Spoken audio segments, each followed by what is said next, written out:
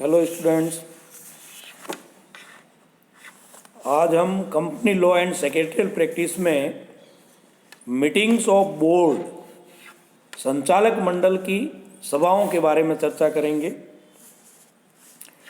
Company के अधिकांश कार्यों का प्रबंध संचालक मंडल द्वारा ही किया जाता है, इसलिए कंपनी के प्रबंध में संचालन को सुचारू रूप से बनाए रखने तथा कंपनी के सदस्यों के हितों की सुरक्षा के लिए विभिन्न मामलों पर विचार विमर्श करने के लिए संचालकों का निरंतर मिलना तथा विचार विमर्श करना जरूरी होता है। इस हेतु संचालक मंडल की सभा बुलाई जाती है। कंपनी अधिनियम 2013 की धारा 179 में संचालक मंडल को व्यापक अधिकार शक्तियाँ प्रदान की गई है। धारा 179 में ये कहा गया है कि धारा 179 के अंतर्गत प्राप्त शक्तियों का उपयोग संचालक मंडल की सभा में पारित प्रस्तावों के माध्यम से ही किया जा सकेगा। अतः विभिन्न विषयों पर विचार विमर्श करने तथा संबंधित शक्तियों का उपयोग करने के लिए कंपनी के संचालक मंडल की सभाएं आयोजित की जानी जरूरी होती है। इस संबंध में संचालक मंडल की जो सभाओं से संबंधित कुछ वैधानिक प्रावधान दिए हुए हैं, तो कंपनी के अंतर्नियमों तथा कंपनी अधिनियम की व्यवस्थाओं के अनुसार संचालक मंडल की सभा से संबंधित जो मुख्य प्रावधान है वो इस प्रकार है। पहला है प्रथम सभा। कंपनी अधिनियम 2013 की धारा 1731 के अनुसार कंपनी के संचालक मंडल की पहली सभा कंपनी के समामेलन के 30 दिन के भीतर आयोजित कर लेनी चाहिए। दूसरा, सभा की अवधि तथा संख्या। कंपनी अधिनियम की धारा 173 में ये व्यवस्था है कि प्रत्येक कंपनी द्वारा 3 माह में कम से कम एक बार संचालक मंडल की सभा का आयोजन किया जाना चाहिए। इस धारा में ये स्पष्ट किया जा चुका है कि एक कैलेंडर वर्ष में कम से कम 4 सभाओं का आयोजन करना जरूरी है। 2 सभाओं के मध्य अंतराल 120 दिन से अधिक नहीं होना चाहिए। संचालक मंडल की सभा की जो ये संख्या है वो न्यूनतम संख्या है। वैसे संचालक चाहे जितनी बार संचालक मंडल की सभा का आयोजन कर सकते हैं।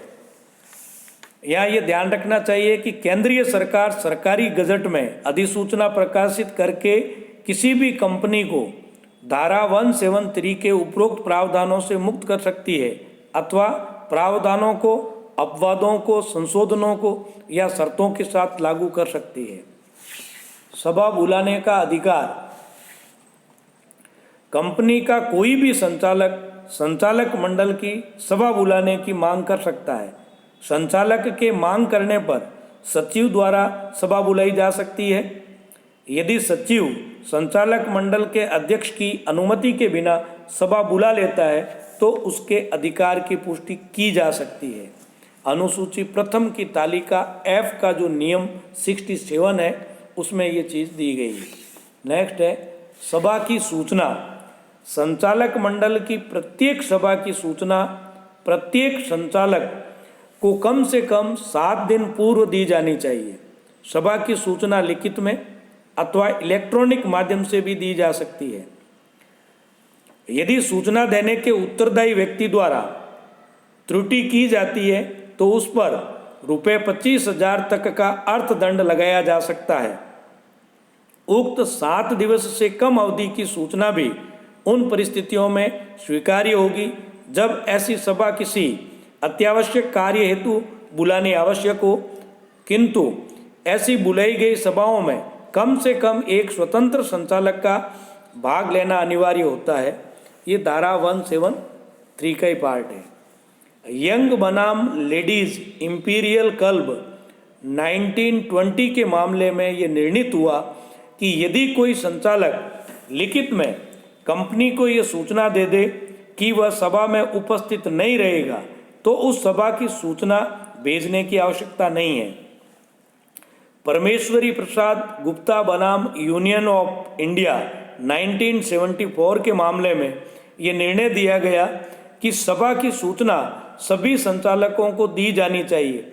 यदि किसी एक भी संचालक को सूचना नहीं दी जाती है तो संचालक मंडल की वह सभा अवैध होगी तथा उसमें लिए गए निर्णय व पारित प्रस्ताव प्रभावहीन होंगे। यदि सभा में सभी संचालक उपस्थित होते हैं तथा वे सभा की सूचना न मिलने के विषय में ऐतराज नहीं करते तो सभा की कार्यवाही निरस्त नहीं होगी। Bharat fire and general insurance company limited बनाम पीसी गुप्ता 1974 के मामले में यही बात प्रतिपादित की गई। नेक्स्ट है कार्यवाहक संख्या। संचालक मंडल की सभा में भी कार्यवाहक संख्या में संचालकों की उपस्थिति आवश्यक है। उपस्थिति के अभाव में सभा का आयोजन नहीं किया जा सकता। यदि कार्यवाहक संख्या के अभाव में सभा का आयोजन किया जाता है तो वह सभा अवैध होगी तथा उसके लिए उसमें जो निर्णय है वह पारित प्रस्ताव प्रभावहीन होंगे। निडल इंडस्ट्रीज इंडिया लिमिटेड बनाम needle industries newly India holding company limited के मामले में 1980 का मामला है, 1981 का। कंपनी अधिनियम की धारा 174 के अनुसार सभा में संचालकों की कुल संख्या का 1/3 संचालक या 2 संचालक जो भी अधिक हो उपस्थित होने चाहिए। यदि हित रखने वाले संचालकों की संख्या इतनी है कि जिससे कार्यवाहक संख्या पूरी नहीं हो पाती है तो जिन संचालकों का पारित किए जाने वाले प्रस्तावों में हित नहीं है उनकी संख्या को ही कार्यवाहक संख्या मान लिया जाएगा, लेकिन बिना हित वाले संचालकों की संख्या कम से कम 2 होनी चाहिए। संचालकों की सभा में कार्यवाहक संख्या ज्ञात करते समय यदि संख्या अंशतः आती है तो उसे अगली संख्या तक पूर्ण मान लिया जाता है। वीडियो कॉन्फ्रेंसिंग या अन्य माध्यमों से सभा में उपस्थित संचालकों को न्यूनतम कार्यवाहक संख्या में गिना जाता है। धारा 174 के अनुसार यदि कार्यवाहक संख्या उपस्थित नहीं है तो ये सभा अगले सप्ताह उसी दिन उसी समय और उसी स्थान के लिए स्थगित हो जाएगी। कार्यवाहक संख्या की उपस्थिति के अभाव में यदि सभा स्थगित होती है तो संचालक मंडल की सभा के स्थान एवं समय का निर्धारण करने वाली नई सूचना की कंपनी अधिनियम के अंतर्गत आवश्यकता नहीं है जब तक कि अंतर नियमों में इस संबंध में कोई स्पष्ट प्रावधान न हो। ये 1980 में प्रमोद कुमार मित्तल बनाम साधन स्टील लिमिटेड के मामले में निर्णय हुआ था। नेक्स्ट है एक व्यक्ति कंपनी व अन्य कंपनियों में सभा। कंपनी अधिनियम 2013 की धारा 173(5) के अनुसार एक व्यक्ति वाली कंपनी, लघु कंपनी तथा निष्क्रिय कंपनी में संचालक मंडल की सभा प्रत्येक अर्धवार्षिक अवधि में एक बार होनी चाहिए। ऐसी 2 सभाओं के बीच 90 डेज से अधिक का यानी 90 दिन से अधिक का अंतराल नहीं होना चाहिए। यदि एक व्यक्ति वाली कंपनी में केवल एक ही संचालक है तो उस कंपनी पर धारा 174 के उपरोक्त प्रावधान लागू नहीं होता है। नेक्स्ट है सभा की कार्यसूची, एजेंडा। संचालक मंडल की सभा की कार्यसूची यानी एजेंडा के संबंध में कंपनी अधिनियम में कोई स्पष्ट प्रावधान नहीं किया गया है। इस दृष्टि से संचालक मंडल की सभा की कार्यसूची बनाना कानूनी रूप से जरूरी नहीं है, लेकिन कंपनी अधिनियम की कुछ धाराओं के जैसे धारा 203 के अंतर्गत एक ऐसे व्यक्ति की प्रबंध निदेशक के रूप में नियुक्ति जो पहले से ही दूसरी कंपनी का प्रबंध निदेशक है, ऐसी स्थिति में एक प्रकार से कार्यसूची बनाना जरूरी हो जाता है। वैसे भी सभा के महत्वपूर्ण मामलों की जानकारी सभा में विचार विमर्श तथा बहस की तैयारी की दृष्टि से उपयोगी रहता है। इसलिए सामान्यतः संचालक मंडल की सभा की कार्यसूची या कार्यावली बनाई जाती है। नेक्स्ट है संचालक मंडल की सभा का अध्यक्ष। कंपनी अधिनियम की अनुसूची प्रथम की तालिका F के नियम 70 में ये प्रावधान है कि संचालक मंडल अपनी सभाओं हेतु अध्यक्ष का चुनाव कर सकता है एवं उसकी समयावधि निश्चित कर सकता है। सामान्यतः संचालकों द्वारा अपने में से ही एक व्यक्ति को अध्यक्ष के रूप में चयनित कर लिया जाता है और यह तब तक अध्यक्ष के पद पर बना रहता है जब तक कि उसे पद से हटा न दिया जाए या किसी अन्य व्यक्ति को अध्यक्ष के रूप में नियुक्त नहीं कर दिया जाए। नियम 70(2) में ये व्यवस्था है कि यदि संचालक मंडल की सभा हेतु कोई अध्यक्ष नहीं चुना जाता है या सभा के समय 5 मिनट के अंदर अध्यक्ष उपस्थित नहीं होता है तो उपस्थित संचालक गण अपने में से किसी व्यक्ति को अध्यक्ष चुन सकते हैं। सभा के सूक्ष्म मिनट्स। किसी भी कंपनी के संचालक मंडल की सभा की कार्यवाही का सूक्ष्म लिखा जाना आवश्यक है। संचालक मंडल की सभा का सूक्ष्म लिखते समय कुछ बातों का ध्यान रखा जाना जरूरी है, जैसे सभा में उपस्थित संचालकों के नाम लिखना, अनुपस्थित संचालकों के नाम लिखना तथा उनकी अनुपस्थिति की प्रार्थना को मंडल से मंजूर कराना, कार्यवाही के विभिन्न मदों के प्रस्तावों के पक्ष व विपक्ष में मत देने वाले संचालकों के नाम लिखना, कंपनी अधिनियम की धारा 184 की व्यवस्थाओं के अनुसार संचालकों का दूसरी कंपनी में संचालक के पद तथा उनकी अंशधारिता शेयर होल्डिंग के संबंध में उनके द्वारा दी गई सूचनाओं का उल्लेख करना और संचालक मंडल की सभाओं में की गई अधिकारियों की नियुक्ति का उल्लेख करना। नेक्स्ट है संचालक मंडल की सभा में किए जाने वाले कार्य। कंपनी अधिनियम की धारा 291 में संचालक मंडल को कंपनी के प्रबंध एवं संचालन के संबंध में व्यापक अधिकार दिए गए हैं। अधिनियम की धारा 179 में ये व्यवस्था है कि जो अधिकारी है ये संचालक मंडल के निम्नांकित अधिकारों का प्रयोग केवल संचालक मंडल की सभा में पारित संकल्पों या प्रस्तावों के माध्यम से ही किया जा सकता है। वो इस प्रकार है, जैसे अंशधारियों से अंशों पर बकाया राशि की याचना करना, ऋण पत्र जारी करना, ऋण पत्र के अतिरिक्त अन्य तरीकों से उधार लेना, कंपनी की नीतियों का विनियोग करना, कंपनी की ओर से ऋण देना। उपरोक्त के अतिरिक्त अन्य महत्वपूर्ण कार्य भी मंडल की सभा में पारित प्रस्ताव से ही होते हैं।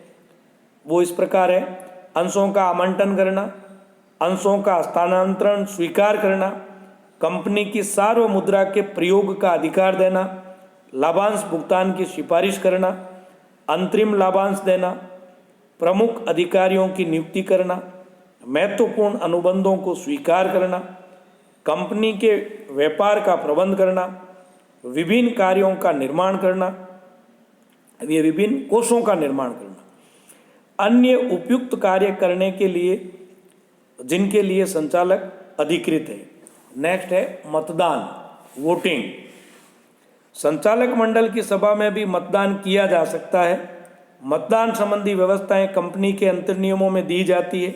यदि अंतर्नियमों में व्यवस्था नहीं है तो अनुसूची प्रथम की तालिका F के नियम 73(2) के अनुसार विचार हेतु प्रस्तुत विषयों पर निर्णय बहुमत के आधार पर किया जाएगा। यदि प्रस्ताव के पक्ष में तथा विपक्ष में बराबर मत प्राप्त होते हैं तो अध्यक्ष को निर्णायक मत देने का अधिकार होगा। कुछ मामलों में निर्णय साधारण बहुमत से नहीं होकर सर्वसम्मति से ही होते हैं। उदाहरण के लिए, किसी अन्य कंपनी में कार्यरत प्रबंध संचालक या प्रबंधक को कंपनी में प्रबंध संचालक या प्रबंधक के रूप में नियुक्त करना। प्रतिपुरुष, प्रॉक्सी। संचालक मंडल की सभा में प्रतिपुरुष की नियुक्ति का प्रावधान नहीं है। सभा में उपस्थित नहीं हो सकने वाला संचालक अपना प्रतिपुरुष नियुक्त नहीं कर सकता है, किंतु लंबे समय तक अनुपस्थित रहने वाले संचालक या विदेश में गए हुए संचालक के स्थान पर वैकल्पिक संचालक की नियुक्ति की जा सकती है। नेक्स्ट है प्रसारण द्वारा प्रस्ताव की स्वीकृति। सामान्यतः संचालक मंडल की सभा का आयोजन करते ही प्रस्ताव पारित किए जाते हैं, लेकिन कभी कभी संचालक मंडल की सभा बुलाना संभव नहीं होता है।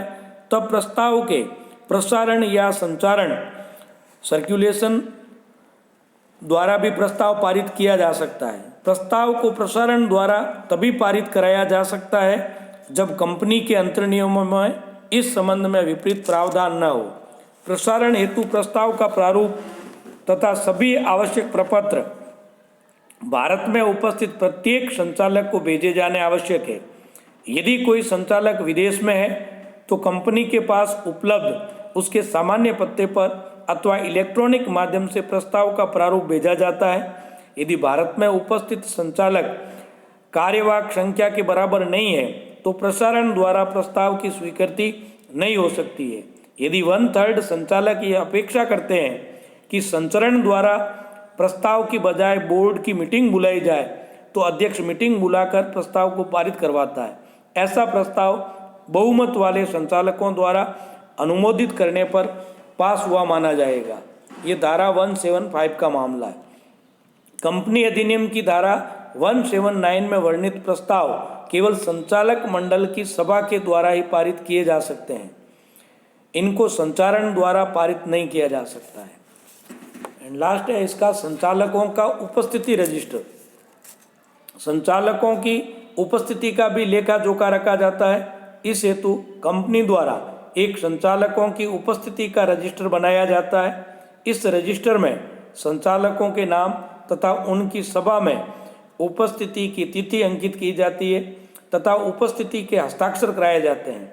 संचालकों की उपस्थिति के रजिस्टर का प्रारूप इस प्रकार से तैयार किया जाता है कि सभी संचालकों के साथ हस्ताक्षर हो सके। सामान्यतः संचालकों की उपस्थिति के लिए रजिस्टर में जैसे ऊपर कंपनी का नाम आ जाता है और नीचे संचालकों के नाम और तारीख और सामने उनके हस्ताक्षर करवा लिए जाते हैं।